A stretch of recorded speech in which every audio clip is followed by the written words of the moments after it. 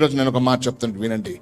ఎప్పుడు ఆ తాళం చెవులు వాడబడతాయి, ఎప్పుడు ఆ తాళం చెవులను ఓపెన్ చేయగలుగుతావు, ఎప్పుడు నువ్వు బంధించబడతావు అని అంటే when you have the revolution, నీకు ఆ ప్రత్యక్షత ఉన్నప్పుడు, నీకు ఆ జ్ఞానం ఉన్నప్పుడు. మళ్ళీ చెప్తున్నాను, తాళం తెరవబడాలనంటే you should have the knowledge of the lord.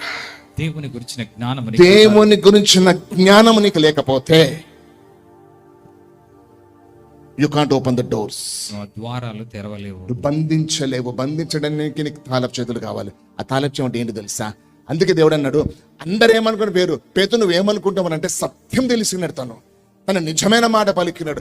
నేను దేవుని కుమారుడవని ఏ జ్ఞానము, ఏ నాలెడ్జ్ అయితే నువ్వు కలిగినవో, ఇదిగో ఆ నాలెడ్జ్ కలిగినావు కాబట్టి నువ్వు దేన్ని బంధించబడుతుంది. ఇప్పుడు నేను ఒకటి మాట, సిలువ గురించి నీకు తెలియదు, రక్తం గురించి నీకు తెలియదు, ఆయన పునరుద్ధానం గురించి నీకు తెలియదు, ఆయన కలిగిన నామముల కంటే అన్ని నామముల కంటే పైనామం నీకు తెలియదు.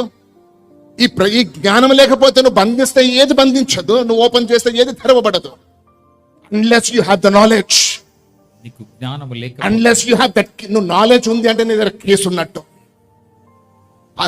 అందుకే అంట కదా, చదవండి బైబిల్, నా గురించి తెలుసుకోండి, రక్తంలో ఉన్న ప్రత్యక్షత తెలుసుకోండి, నామంలో ఉన్న బలం ఏంటిదో తెలుసుకోండి, పిలువని గురించిన వార్త ఏంటిదో తెలుసుకోండి, అన్న రక్షణ కార్యము నీలో ఎలా జరుగుతుందో తెలుసుకోండి, అన్న పునరుద్ధానములో ఉన్న శక్తి ఏంటిదో తెలుసుకోండి.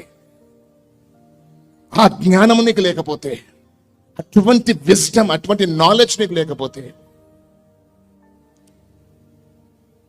You can't bind and loose. నువ్వు ఏది బంధించలేవు, ఏది విడిపించలేవు. ఎంత చక్కగా అంటాడు కదా. నన్నేమనుకుంటున్నావు? అందరి శిష్యులు పేతురొక్కడే. నీవు దేవుని కుమారుడవని నేను అనుకుంటున్నా, మనుషులు కాదు. నేను అనుకుంటానంటే పేతురుకి ఆ ప్రత్యక్షత ఉన్నది. హూ ఇస్ జీసస్ అనే ప్రత్యక్షత కలిగి ఉన్నాడు కాబట్టి అందుకే దేవుడు తనకు తాళపు చెవులు ఇచ్చినాడు.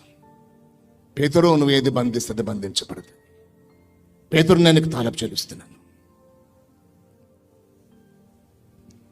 Grow in the knowledge of the lord.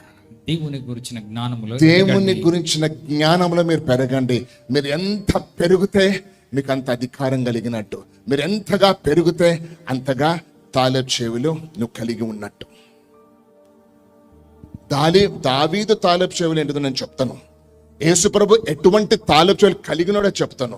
ఏ తాళపు చెవి దేని కొరకు పని చేస్తుంది